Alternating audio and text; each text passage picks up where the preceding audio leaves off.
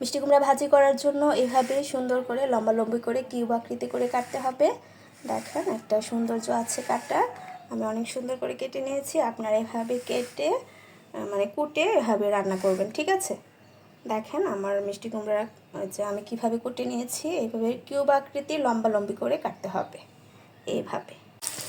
তো এইভাবে আপনি প্রথমে শুকনো মরিচ একটু ভেজে তারপর পেঁয়াজ রসুন আর একটু তেজপাতা দিয়ে ভালো করে ভেজে নিতে হবে, একদম ব্রাউন কালার হওয়ার আগ পর্যন্ত ভাজতে হবে।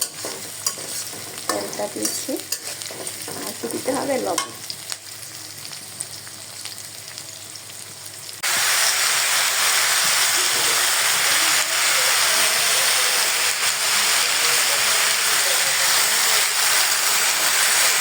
হলো আমার মিষ্টি কুমড়া ভাজির ফাইনাল লুক।